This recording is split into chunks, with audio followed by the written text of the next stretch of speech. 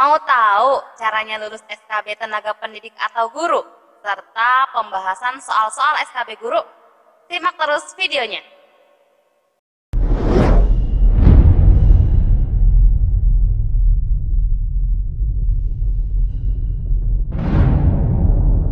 Assalamualaikum warahmatullahi wabarakatuh. Bertemu lagi bersama saya Delia Paramita. Dalam video kali ini saya akan berbagi tips bagaimana caranya lulus SKB untuk tenaga pendidik atau guru. Di bagian akhir juga saya akan bahas soal-soal seputar SKB guru. Jadi simak terus sampai akhir ya videonya. Nah, untuk SKB tenaga pendidik atau tenaga guru, nah di sini soalnya ada 170 soal terkait dengan soal bidang, 30 soalnya terkait dengan soal pedagogik. Nah, untuk soal-soal pedagogik, teman-teman nanti di bagian akhir video ini akan saya bahas.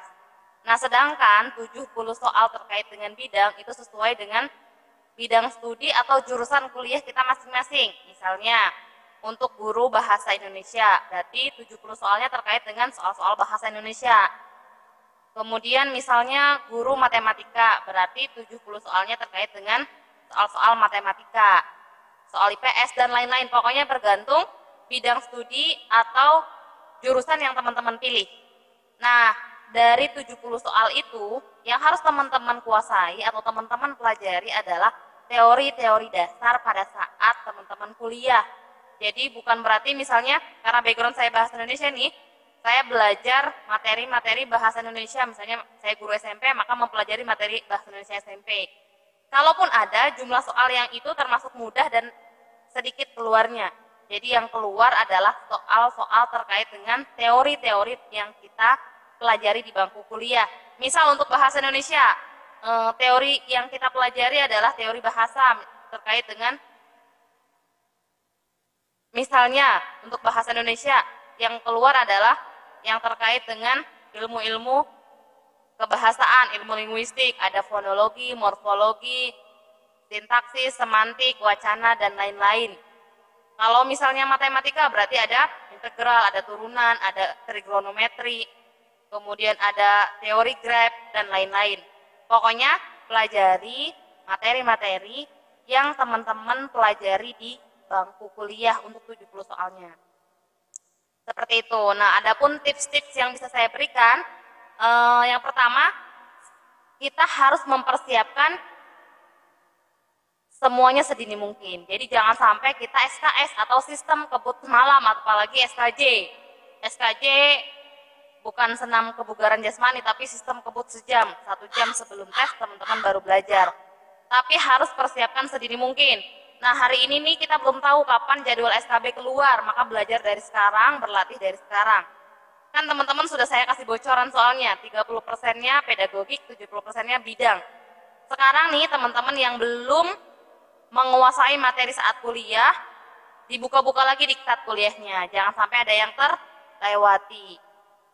Kemudian berikutnya teman-teman yang harus disiapkan juga adalah mental. Jangan sampai pada saat mengisi tes teman-teman dalam keadaan pusing, tertekan, dan lain-lain. Jadi mentalnya teman-teman harus kuat, juga harus dalam kondisi sehat sehingga pada saat mengerjakan teman-teman lancar ya. Oke, berikutnya kita akan coba bahas soal terkait dengan pedagogik. Jadi semua guru bisa menyimak video ini ya. Teman-teman silakan baca soalnya di samping. Sudah dibaca? Oke, kita baca bareng-bareng ya.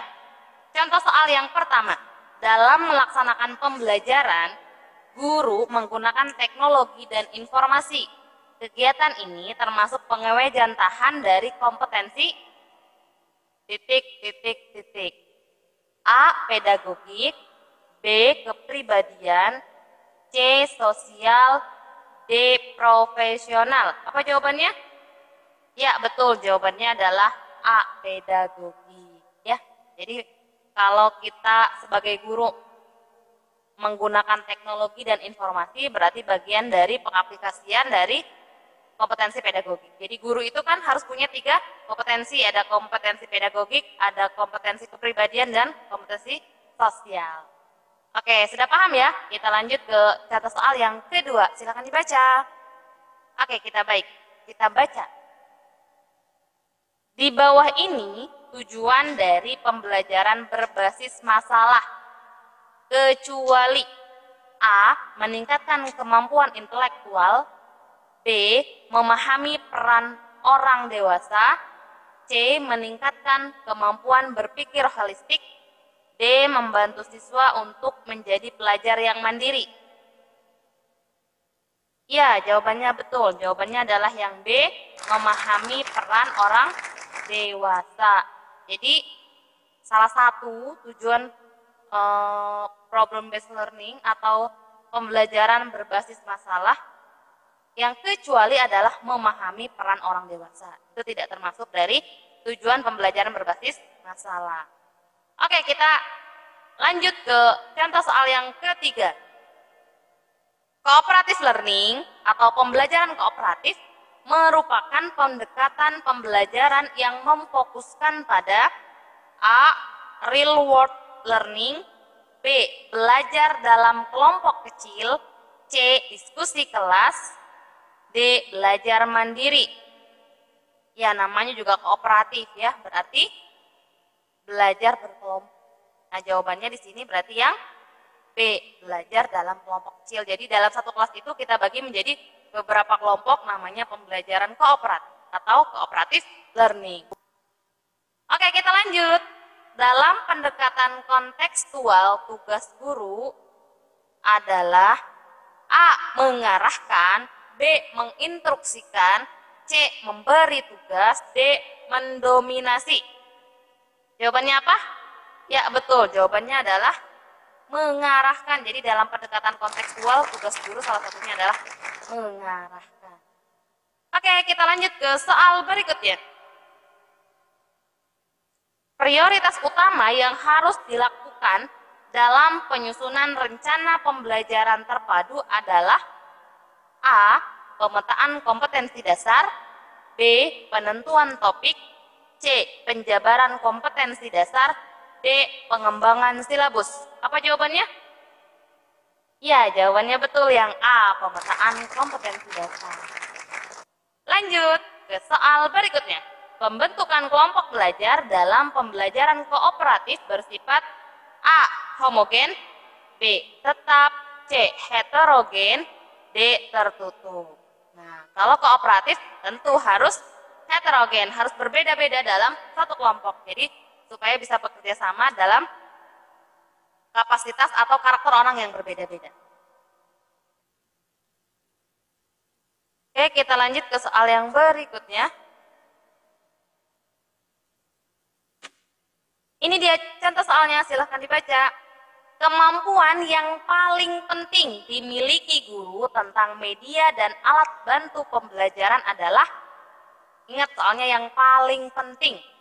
A. Memilih bahan untuk membuat media alat bantu, B. Membuat media dan alat bantu sederhana, C. Menggunakan media dan alat bantu, D. Merawat media dan alat bantu. Apa jawabannya? Ya, teman-teman sudah jago nih. Jawabannya adalah B. Membuat media dan alat bantu sederhana.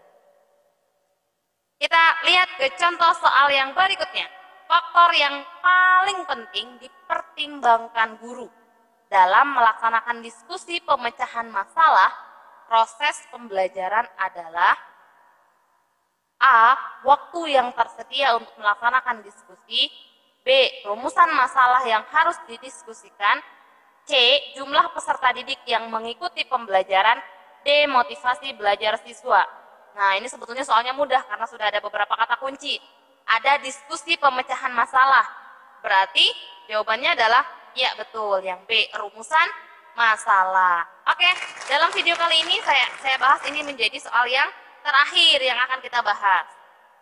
Model pembelajaran yang mempunyai keunggulan antara lain berpikir dan bertindak kreatif, memecahkan masalah yang dihadapi secara realistis, merangsang perkembangan kemajuan berpikir siswa untuk menyelesaikan masalah dihadapi dengan tepat ialah Model pembelajaran apa nih kira-kira? Yang A. Role playing, B. Inquiry, C. Problem solving, D. Picture and picture. Jawabannya adalah, ya betul, jawabannya adalah problem solving. Oke, itu dulu pembahasan soal pedagogik pada video kali ini. Di video selanjutnya akan saya bahas lebih banyak lagi video soal-soal SKB.